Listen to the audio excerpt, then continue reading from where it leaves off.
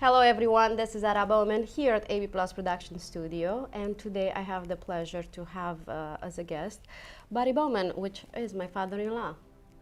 So I interviewed a lot of people, and I thought, why not interview somebody that should bring you in a light, one of my mentors. And I'm going to have the privilege to introduce you, Bowman. Would you tell us a little bit about you? About me? Just a little bit, who you are and why you're still here as we started our conversation. Well, let me just, a lot of what I have lived, and I'm 82, and kind of like the little Energizer bunny, still plugging along.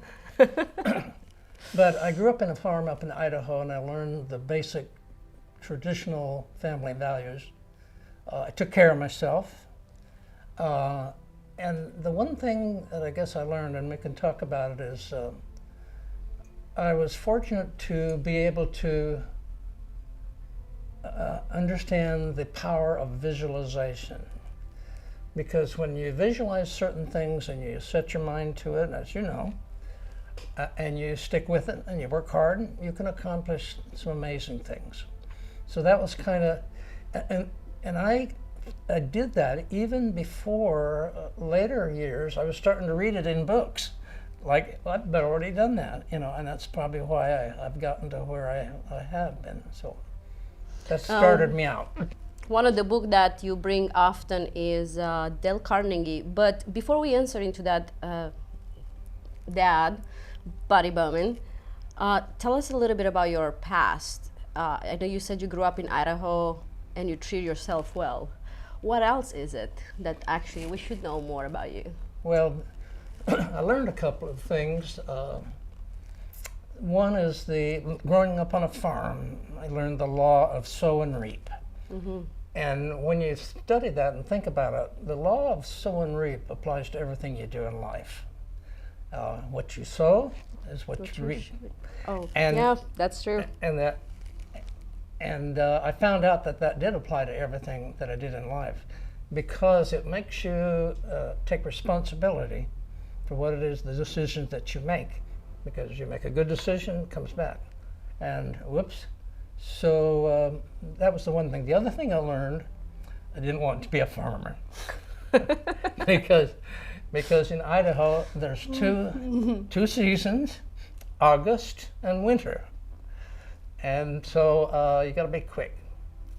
But I did get a very early desire to fly, and that starts the story. But how many told you that you cannot fly? What if they did? No, they told you. You had people. You shared the story with me where you were told that you cannot fly. Well, no. What had happened in the high school years. Of course, most kids have a motorcycle, and I did. I had 3 motorcycle wrecks where the car is coming towards you, and at the last second they turn left in front of you. The third one left me a really, really bad injury to my leg. And the doctor says, you're going to be hard to walk, let alone run. I was running track. That didn't fit in my vision for my future. That isn't what I visualized. So after a lot of really, really hard work, I went on and I passed the Air Force physical and came on in out of college, ROTC. Now, again, that's the power of visualizing and sticking with it. So you visualize yourself flying? My goals actually changed and kind of elevated over time. First of all, I wanted to be a pilot, and I soloed in a little Taylor craft, 65 horsepower, as soon as I was old enough. And then, like I said, I went to college, aeronautical engineering degree, ROTC, which included getting your private pilot license, into the Air Force, become Air Force pilot. Now that injury and me overcoming it was a turning point. I could have just said, oh, yeah, and faded away, but I didn't. I kept going. So you didn't quit? No, I did not quit. I don't use that word much. Oh, unless it's time to stop eating. When I finished the top of my class in pilot training, And I had the fortune to be able to select my assignment. During that year, there were extremely bad instructors. They would scream and yell and cuss you, and there were very good instructors. I modeled myself after the very good instructor, and since I could select my assignment, I stayed as an instructor pilot for 5 years. That took me down a path that I was on for most of the rest of my life. Academic instructor, university, Embry-Riddle professor. When I finally retired, and I've jumped way ahead, I went back to work. They made an offer I couldn't refuse, and I was the corporate trainer for over 1,000 people out at Eglin. And whenever they wanted somebody to teach something, they said, "Go find Buddy. He's good and he can do it." And I did. So that's kind of a quick overview. So how many planes did you flew, and where did you flew them? 23 different airplanes. Can you name few? I'm sure some of the audience probably relate to some of those guys. Well, some of them they'll recognize. Being here at Eglin, when I went through pilot training, that's back when they was using the T-33. I stayed on and became an instructor in the T-37. I got over 1,000 hours. At that time, here's another turning point in my life. There was a place called Vietnam, way over on the other side of the world, and they needed pilots. So I volunteered to go fly the F-105, which is a big single-seat, single-engine fighter. Flew 100 missions over North Vietnam. 100 missions. What does that mean like? What it's like to fly 100 missions in how long? 4 months, 5 months. Wow. The deal was you flew every single day, providing the weather was good, and even if the weather wasn't that good, you still flew. In every 100 mission, there's a possibility that you never come back. Oh yeah. So you flew 100 times with knowing that it may be the last time you actually... Can't think about that. Okay, so you can't think about that. People who did probably got shot down. Okay. Because they weren't focused on the mission. In fact, one of the stories I would tell you is about a guy. He had a case of the lasts. Well, this will be my last breakfast.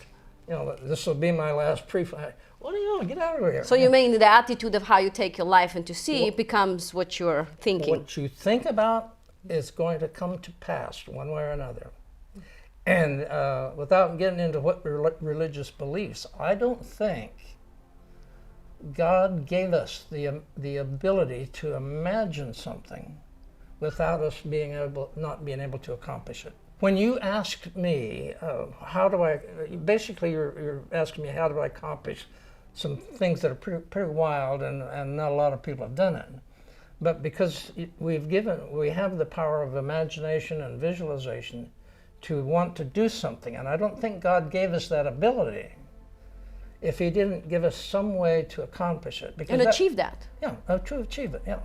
Because that would be very, very spiteful. You know, that is very interesting perspective. Knowing that I want that, but there's no way I can ever have it. Well, there might be a way. There might be a way. You just got to work for it. Yeah, sure, it comes with the territory. But really clicked it down through the airplane, T-30, that 105. Then I came back here to Eglin for about a year. Now there's times where there's just too much of a good thing. During the 1 year that I was here in Eglin, back in the 60s, that's way back. Yes. Uh-oh, here we go. I applied for the Thunderbirds, and they started with 200, moved down to 20, down to 4, and I was one of the 4. At the same time, I was accepted to test pilot school, which I really wanted to go to. The guy who was leading the Thunderbirds, he's now a Major General, retired, says, well, you know, you go ahead to test pilot school and come back next year and you'll be on, because they're only going to pick 2. So, that was the Thunderbirds. The next week I got an email saying, come up to headquarters, Systems Command, and interview with the 4-star general for his aide. So I went up there, I told him the same. He said, buddy, go to test pilot school. That is extremely hard. I can get aides anywhere. I don't know if that was true or not. So I went to test pilot school, again, graduated pretty high in the class, was able to fly the astronaut trainer, a capacity astronaut physical. And it's called the NF-104. It's a rocket powered, you're in a full pressure suit, 20 miles over the top, supersonic, 0 Gs, the whole thing into. How does it feel like? Feels weightless. If there's anything in the cockpit, it floats up like this, you know. But you look out ahead, and that was the Pacific Ocean. Oh my gosh, the world is round. You can see the curvature. And that's San Diego over there, and that's San Francisco up there. It was amazing. And you look down at the top of airliners, it's over 103,000 feet, 20 miles. And you look down, and I tell the story as like a handful of popcorn. If you stand and throw popcorn on the floor, you're looking at the tops of the clouds at 30,000 feet. And it's just way down there. And I tell you, that's a test. You know that nobody's going to help you get back down there. That is true. And you made it down there. Mm-hmm. Now, it just turned out, you know, opportunities they have windows, they open, and then they close. And when you miss the window of opportunity, at that time, they had all the astronauts they needed, and some of them were actually getting out, getting too old. So I missed that opportunity. I went on and went back and flew another combat tour, this time in the F4, and survived that all right. But all in all, put time in 23 different airplanes, a lot of them at test pilot school, trainers, fighters, helicopters, gliders, a little of everything. Even, I know somebody who skydived a little while back. That would be me. Anticipating that I might get shot down, which I was. I got shot down once. Before I went over, I made 15 jumps out of the plane. 5 of those from 10,000 feet. A full minute free fall, throwing the baton, flying, you know, doing the somersault. So I was ready. I was ready. What is it like to be a true spirit of America? What happened to America?